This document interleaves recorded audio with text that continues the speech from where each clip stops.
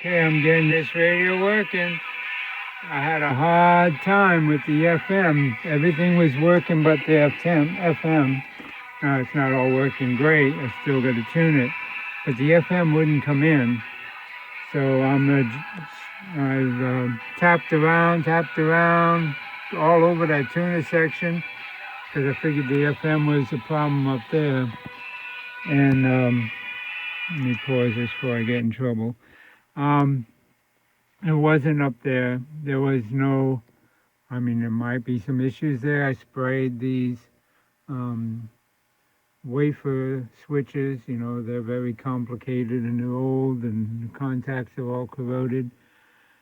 And I poked around and I couldn't get nothing but occasionally a little bit of static and no signal through the radio at all on FM. And that made no sense to me because everything else was working. The AM and shortwave, not working great, but working. So I poked around and I finally started checking voltages down here on the bottom and poking around down here. And when I would poke around on here in this area, even just on the circuit board, I'd get some static. So I kept poking around, and I poked around and I hit that pin there, which is a ground pin on the IF tube. And immediately I got seriously loud static. So I don't know why, but I went ahead. There was a clump of solder there that had a bunch of old pieces of wire wrapped around it. I shut the radio off. I sucked it all dry, got all the solder off, pulled off all the pieces of wire. Checked that 150 ohm resistor behind there again. It still tested good. The capacitor was the right capacitor, but that white wire was not making good contact, and that goes to the IF can. So I cleaned it, re-tinned it, stripped it a little more, wrapped it around there, soldered it good, and then soldered the resistor and the capacitor back. I also cleaned the pins on the tube.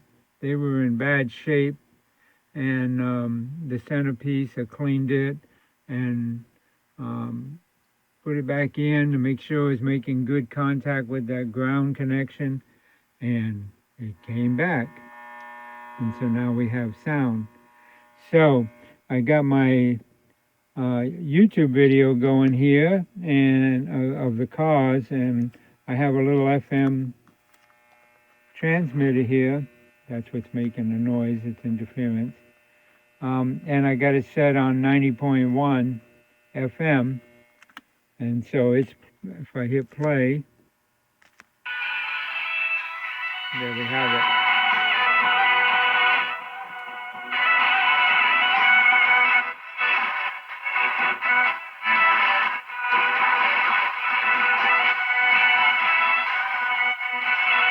So it's playing. It's got bass a little bit.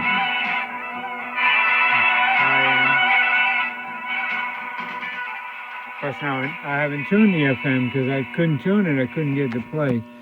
So let's see if we go back here somewhere to some other song. That interference is my lights. Okay.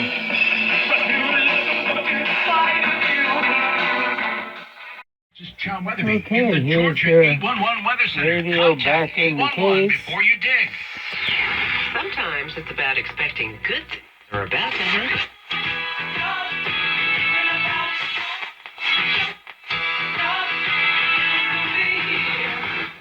Sometimes it's about dealing. And there's another station I can get on AM. Where I'm at, I'm under this.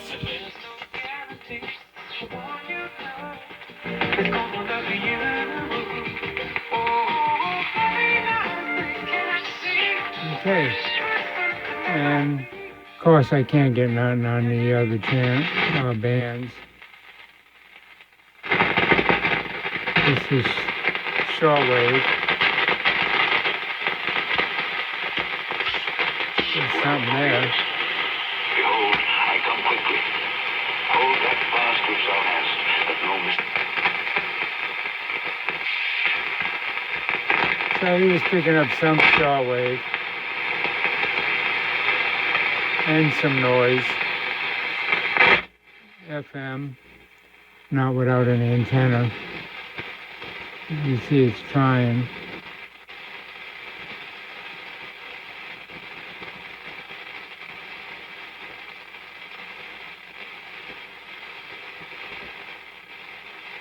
Yeah, would need an outside antenna for FM, or a good antenna anyway. I don't have nothing near me that it can pick up. But it's trying, right? You can hear it trying. Just picking up noise. Anyway, let me go ahead and shut it off. Okay, it's got a toggle switch right here to turn it on and off, because the on and off switch is out. But there it is, and there you can see it in all its beauty. Beautiful cabinet. Got a nice big 15-inch speaker. And it's a nice radio. So it works. Top of the dial, a little bit dead. You know, the last little bit there. There's nothing I can do about that. It needs a. It would need a whole front end, and you're never going to find one. But it works. Picks up radio stations. It'll pick up local stations. If somebody is around you, around the owner, that knows how to adjust filter coils and capacitors, they could even set these 5 buttons. This one don't work. That's the old power button. But I wouldn't even use those buttons. I would keep it on AM and just use AM and not the buttons. Not because there's anything wrong with using the buttons. You get them tuned, they'll work. But just because they're old, and sooner or later pushing those buttons is just gonna wear that whole device out. This side's already out, the power switch. So rather than do that, and if you move the radio, then you got to readjust them. I mean, those were made back when this radio was sold. It was sold to local metropolitan areas, small little towns that had more than one station, and when they delivered it, they would set the buttons for the local stations depending on where the radio was. Today, that's just not practical. So I would just say use the AM band and not the buttons. And I believe the AM band is, let me see if I can get a light on them. Yeah, I believe the AM band is the second one, and then it's shortwave. So yeah, it's buttons, and then AM, and then shortwave, and then FM. And so we'll go ahead and put it on make sure we got it on AM. I think that's AM there. We'll put it on the station and make sure we're on it. This is on AM on the second one.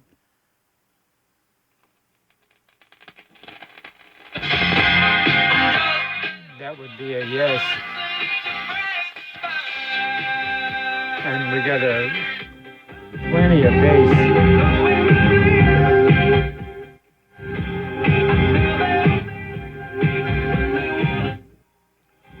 And the tone is here.